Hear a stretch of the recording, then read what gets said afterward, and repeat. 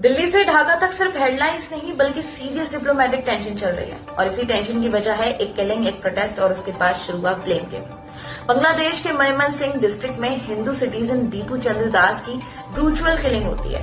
इस इंसिडेंट के बाद सिर्फ बांग्लादेश में ही नहीं बल्कि इंडिया में भी रिएक्शन देखने को मिलता है। इस रिएक्शन के तहत दिल्ली में बांग्लादेश हाई कमीशन के बाहर प्रोटेस्ट होता है, जहां लोग माइनॉरिटी, सेफ्टी और जस्टिस की डिमांड करते हैं। इंडिया गवर्नमेंट का क्लियर स्टैंड रहा कि ये प्रोटेस्ट कम्प्लीटली पीसफुल था।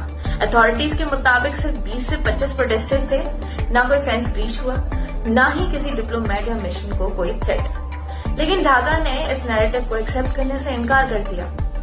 बांग्लादेश ने इंडियन स्टेटमेंट को मिसलीडिंग प्रोपेगेंडा कहा और ये सवाल उठाया कि सिक्योर डिप्लोमेटिक जोन तक प्रोटेस्टर का पहुंचना पॉसिबल कैसे हुआ।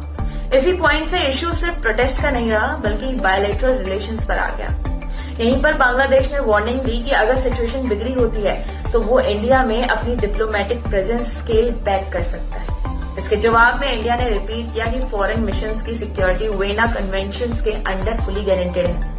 अब असली सवाल ये नहीं है कि प्रोटेस्ट में कितने लोग थे, असल सवाल तो ये है कि क्या बांग्लादेश में माइनॉरिटी सेफ है या फिर ग्राउंड रियलिटी को पॉलिटिक्स और प्रोपेगेंडा के बीच दबा दिया जा रहा है। आप क्या सोचते हो? कमेंट में बताओ और ऐसे ही ग्राउंड लेवल इंटरनेशनल इश्यूज के लिए फॉलो करो।